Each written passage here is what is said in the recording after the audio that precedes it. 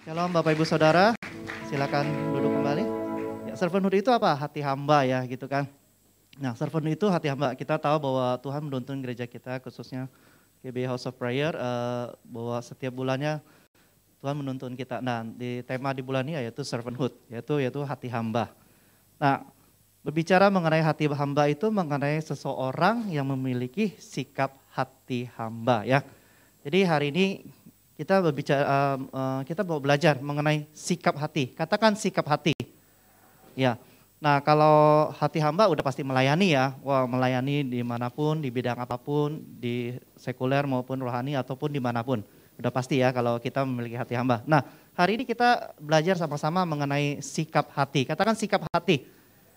Oke, saya akan ulangi lagi ya. Jadi hati hamba itu berbicara mengenai seseorang yang memiliki sikap hati hamba. Amin. Ya, berbicara mengenai hamba gitu kan, yuk kita berbicara mengenai hamba. Setiap orang itu memiliki kehendak bebas, katakan free will. Ya, jadi setiap kita nih, Tuhan ciptain kita tuh ada free will, kehendak bebas. Tuhan gak ciptain kita kayak robot, kalau robot kan bisa diatur ya, mau gimana pun. Tapi enggak, Tuhan ciptain kita punya free will, kehendak bebas. Kalau kita disuruh milih nih, kira-kira lebih enak ya jadi apa? Apakah enaknya jadi tuan atau jadi hamba? Nah, jawab masing-masing ya dalam hati, ya kan? Biar gak ada yang tahu gitu kan kiri kanan, haleluya ya. Oke, enakan jujur aja nih, enak jadi apa? Enak jadi tuan atau jadi hamba, ya kan? Lebih enak dilayani atau melayani, ya kan? Nah, jawab dalam hati masing-masing. Terus lihat kiri kanan, gue tahu jawaban lu katakan. Haleluya ya. Jadi gak ada yang tahu ya, pokoknya ya, gue tahu jawaban lu gitu aja ya. Oke, jujur aja nih ya, secara manusia kita lebih suka jadi tuan, ya kan? Daripada jadi hamba. Kalau Tuhan tuh enak, bisa dilayani, ya kan, menikmati segala fasilitas, kalau Tuhan gitu kan. Sedangkan hamba itu mesti berkorban, mesti energi segala macam, ada harga harus dibayar, itu hamba, ya kan. Dia mesti melakukannya dengan baik, kalau salah melakukan bisa kena marah atau segala macam. Sedangkan Tuhan enak gitu kan, kalau jujur aja. Nah berbicara mengenai hamba dan Tuhan gitu kan, setiap orang punya free will. Nah saya kemarin-kemarin waktu liburan, makan gitu kan di satu tempat di daerah Grandville. Daerah Grandville yaitu letaknya di mana? Di West Jakarta, yaitu di Jakarta Barat gitu kan ya, Grandville. Nah, sudah lama nih saya sudah tinggal di Grandville 5 tahun lebih. Belum pernah saya makan ramen di situ kan. Jujur aja yang ramen satu ini saya belum pernah, saya penasaran. Akhirnya sama istri kan kemarin kan kebetulan anak itu ya ikut retret di tempat ini kan. Nah jadi tinggal kita berdua tuh kayak pacaran gitu kan. Yuk kita jalan-jalan yuk, udah kayak di Orchard Road yuk, padahal mah kita di Grandville gitu kan. Di pinggir jalannya gitu kan. Sambil jalan kita lihat yuk, nah ini ramen nih gue dari dulu pengen banget nih. Yaudah kita coba makan yuk, ya kan. Ini ramen itu bener-bener loh. Dari saya di Grandville sampai saya udah pindah Grandville masih eksis, itu luar biasa. Sedangkan merek-merek lain udah mulai banyak yang tumbang gitu kan. Karena faktor segala banyak hal gitu kan. Nah ini tetap eksis gitu kan. Akhirnya saya penasaran, saya coba yuk masuk yuk. Wah masuk, saya lihat, ya ampun, ini karyawannya cuma satu. Yang saya lihat ya, yang satu lagi di dalam lagi masak. Buset, ini kalau rame gimana ya ngurusnya ya kan? Itu saya masuk dong. Saya kan nggak tahu menunya apa, saya nanya dong, ini menunya apa ya, gini. Nah, istri saya mulai nanya gitu kan. Hebat loh, luar biasa ini pelayan ini. Saya bilang, ini saya acungin jempol. Ibu maunya yang apa? Dia bilang, dia langsung spesifik loh. Ibu maunya ramennya yang kering atau yang basah? Dia bilang. Terus kalau yang basah, maunya dagingnya dipanggang atau direbus. Luar biasa. Jadi dari pertanyaan satu dia tanya lagi. Jadi kita langsung mendetail banget. Oh ya kita maunya ini. Oke, sebentar ya Bu.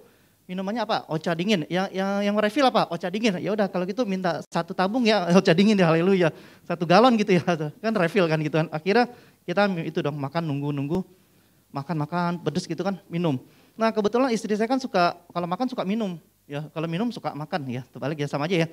Jadi kalau makan itu minum terus dia, maunya minum. Kalau saya tuh tunggu terakhir baru minum. Beda-beda orang ya. Ini dikit-dikit makan, minum lagi, dikit makan, minum. Jadi ocanya tuh habis cepet banget gitu kan. Kalau istrinya kalau bayar mah haleluya gitu kan, bisa bayar berapa kali. Ini refill untungnya nih ya kan, haleluya kan. Terus minum dong, dia minum udah selesai, dia taruh. Gelasnya baru naruh, tiba-tiba waitersnya udah datang, twing, nongol gitu. Kaget datang dari mana gitu kan, twing, tiba nongol, langsung diisi lagi. Wah luar biasa gitu kan. Saya pikir mungkin gak ada orang kali ya gitu ya. Enggak lu, ternyata udah datang pengunjungnya mulai banyak tuh. Udah dong istri saya makan, minum lagi.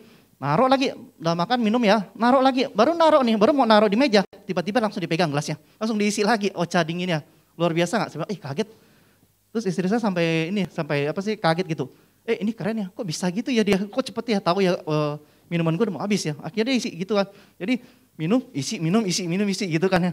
Wah itu luar biasa, excellent banget nih, saya lihat. Terus saya kemarin juga sempat pergi liburan juga masih di daerah sekitar Jakarta gitu ya, Jakarta gitu. Saya makan daging gitu kan, steak ya gitu kan.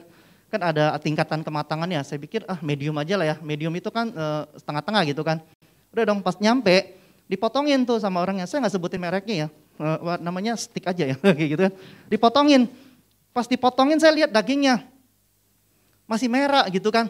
Kalau medium rare itu pasti mentah ya gitu kan ya, agak mentah. Nah terus kalau rare gitu kan lebih mentah lagi. Ini medium tengah-tengah saya pikir kan.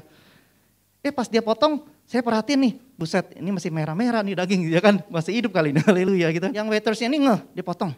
Terus dia lihat, sebentar ya Pak, saya liatin dulu dagingnya, dia bilang. Terus dilihat, itu bolak balik, Pak, Bapak mintanya medium ya? Iya, sepertinya ini medium rare Pak, masih kurang mateng.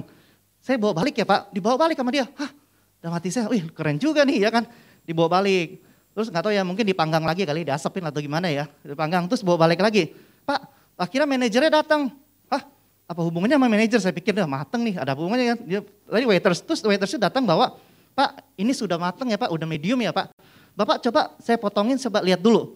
Luar biasa nggak? Dia suruh kita lihat lagi, itu tingkat kematangannya apakah sudah sesuai dengan pesanan Bapak? Saya lihat, oh iya udah sesuai. Terus manajernya datang, Pak kita minta maaf ya Pak karena yang ketidaknyamanan, karena apa dagingnya kurang matang atau gimana. Kira-kira ada apa lagi yang bisa saya bantu? Udah cukup saya kira gitu kan. Wah itu luar biasa saya pikir gitu kan. Nah itu yang saya alami ya ketika kita dilayanin gitu kan dengan baik gitu kan. Nah saya juga punya pengalaman baru beberapa hari yang lalu gitu kan. Seumur umur saya belum pernah pakai kacamata, udah pala 4 gitu kan. Nah saya mulai pakai, akhirnya agak plus nih, bukannya min tapi plus gitu kan. Jadi ngelihat tuh mesti kayak gini gitu loh. Nah akhirnya karena saya buru-buru orangnya gitu kan. Ya udah yuk kita ke Jembatan 5 dekat rumah saya dong, Jembatan 5. Akhirnya saya masang kacamata gitu kan. Seumur umur saya belum pernah masang kacamata kayak gitu, belum pernah pakai kacamata gitu kan. Nah akhirnya saya mau pasang kacamata dong. Sebenarnya dulunya udah pernah masang belum? Belum pernah. Ya udah, yuk silakan. Gini nih, yuk silakan. Gitu kan. Wah kayak gitu ya. Saya biarinin. Silakan. Dagunya taruh situ gitu kan. Udah saya taruh situ. Nggak diapa-apain, nggak disuruh ngapa-ngapain. Mungkin inisiatif saya sendiri, saya liatin aja itu ya. Dia nggak kasih instruksi apa-apa. Udah selesai, dia bilang, udah selesai, gue bilang, min apa plus ya, saya nanya dong, karena saya orangnya pecicilan, min apa plus? Ini nggak ada min ya, minnya kecil banget, plus adanya, dia bilang, plus, dia bilang, oh ya. Terus saya mulai nanya-nanya lagi, dia jawabnya seadanya aja, ya udah seadanya aja gitu kan. Oh ya udah, akhirnya kita yang pengen nanya lebih banyak, jadinya males nanya, kenapa dia jawabnya gini, oke, ya gitu doang, haleluya saya pikir kan, ya udah. Pertama kali saya pasang kacamata, terus saya ngalami maksudnya dilayaninya tuh mau enggak gitu loh, padahal nggak terlalu rame. Oh ya udah saya pikir nggak apa-apa. Lalu istri saya iseng masang juga kan di tempat yang sama kan setelah saya selesai. Nah karena istri saya suka nanya banyak yang lebar, dia jawabnya juga seadanya juga. Saya mikir ini nggak cuma saya doang yang maksudnya diperlakukan yang kayak gini, istri saya juga sama, saya lihat. Karena istri saya tuh orangnya suka nanya juga, ditanya lagi, dijawabnya seadanya, ditanya lagi. Jadi orangnya itu sampai bokot gitu loh. Akhirnya saya lihat nih, ini kok pelayanannya kayak gini ya, maksud saya gitu loh. Semaunya dia gitu loh, seadanya. Terus istri saya nanya, jadi kacamata yang dulu sama yang ini ukurannya bener nggak alat yang diukur? Itu di mesinnya sama, hasilnya kayak gitu. Itu hasilnya kayak gitu. Gitu-gituin, kaget juga ya. Ya kan, di bidang pelayanan gitu kan, jasa atau gimana, jual barang, penting banget yang namanya itu servis gitu kan. Nah saya lihat nih, wah ini orang parah banget ya kan. Dari harganya tinggi tiba-tiba bisa diturunin harganya. Wah, ini pelayanannya udah aneh nih, udah nggak beda nih saya pikir gitu. Nah melalui kejadian ini Bapak Ibu Saudara yang saya sharingin gitu ya, ini yang saya alami gitu kan. Dimana satu sisi kita dilayani dengan luar biasa baiknya gitu kan. Di stick gitu kan sampai dilihat mateng nggak Pak, bener nggak, udah mateng lah ya kan. Terus yang ocha diisi refill, belum taruh di meja, udah datang orangnya langsung isi lagi. Kaget gak? Luar biasa. Yang satu lagi yang tukang kacamata, istilah kayak gitu kan, tukang lah ya. Itu dia jawab seadanya, kita nanya apa, dia jawab seadanya. Kadang dia gak jawab gitu loh, kita tanya. Nah kita lihat gak perbedaannya, ya kan ya. Yang kita sering kan ngalami ya di dunia ini atau dimanapun. Atau bisa juga kita yang melakukan hal tersebut, bisa juga ya, haleluya, gak tahu ya. Nah Ada satu, saya ada kemarin waktu saya sharing saya siapin bahan ini gitu kan, ada satu statement ini luar biasa bagus banget nih. Di sini dikatakan gini, setiap orang dapat melayani, tetapi bukan setiap orang memiliki hati hamba ya. Jadi setiap orang tuh bisa melayani loh, tapi nggak semua orang tuh memiliki hati hamba. Dan setiap orang yang memiliki hati hamba pasti melayani dengan terbaik. Katakan amin ya.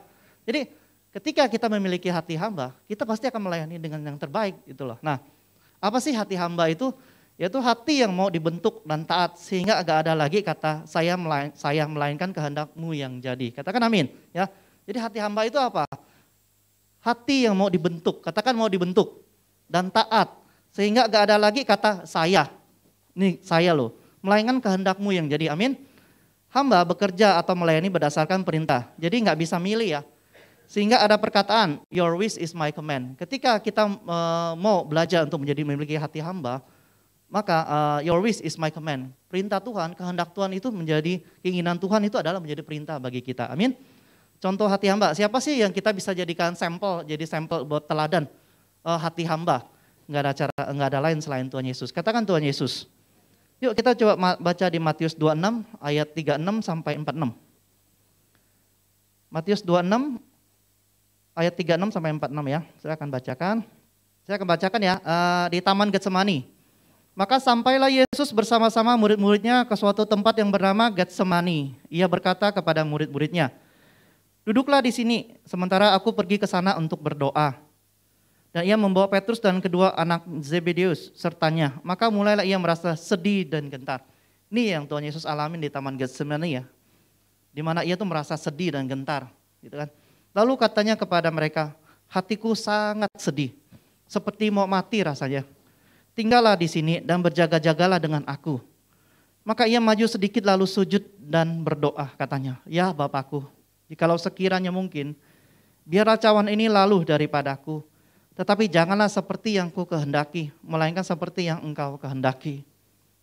Setelah itu ia kembali kepada murid-muridnya itu dan mendapati mereka sedang tidur. Dan ia berkata kepada Petrus, tidakkah kamu sanggup berjaga-jaga 1 jam dengan aku? Berjaga-jagalah dan berdoalah supaya kamu jangan jatuh ke dalam pencobaan. Roh memang penurut tetapi daging lemah. Lalu ia pergi untuk kedua kalinya dan berdoa katanya, ya Bapakku, jikalau cawan ini tidak mungkin lalu, kecuali apabila aku meminumnya, jadilah kehendakmu. Dan ketika ia kembali pula, ia mendapati mereka sedang tidur, sebab mata mereka sudah berat. Ia membiarkan mereka di situ lalu pergi dan berdoa untuk ketiga kalinya dan mengucapkan doa yang itu juga. Sesudah itu ia datang kepada murid-muridnya dan berkata kepada mereka, tidurlah sekarang dan istirahatlah. Lihat saatnya sudah tiba bahwa anak manusia diserahkan ke tangan orang-orang berdosa. Bangunlah, marilah kita pergi. Dia yang menyerahkan aku sudah dekat. Katakan amin. Ya, firman Tuhan katakan di Matius 26, ya kan, ketika Tuhan Yesus di Taman Getsemani sebelum dia disalibkan, Tuhan Yesus berdoa, ya kan.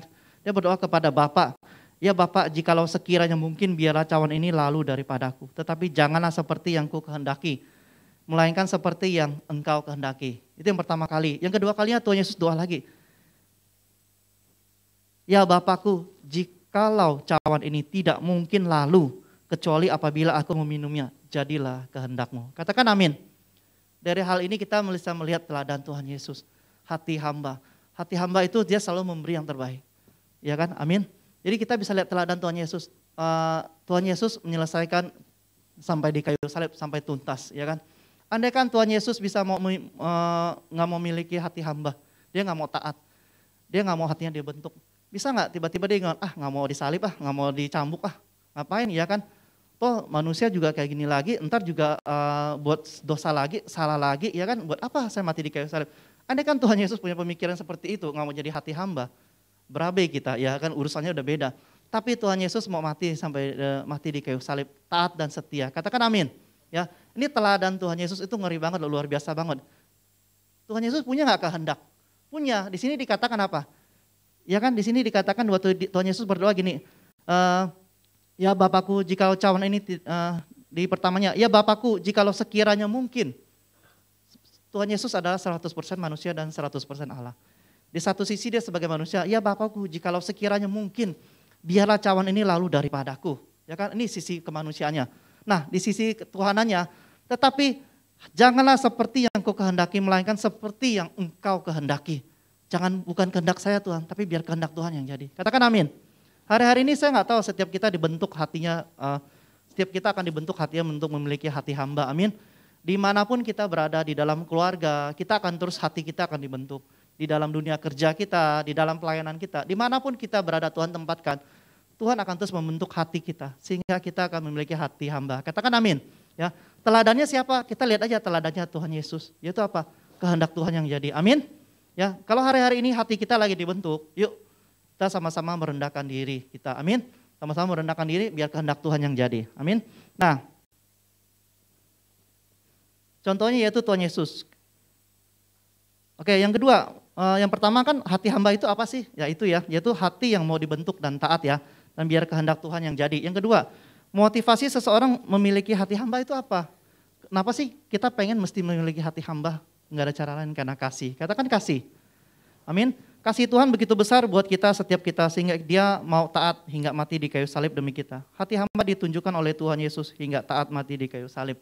Ya, mari kita sama-sama memiliki kasih. Hati hamba itu berbicara apa? Hati yang mau dibentuk. Ketika hati kita bentuk, maka akan kasih itu akan keluar. Amin. Kasih itu apa? Sabar. Colek kiri kanan, katakan sabar. Ya. Jadi orang yang memiliki hati hamba, karakternya akan keluar, yaitu sabar. Amin.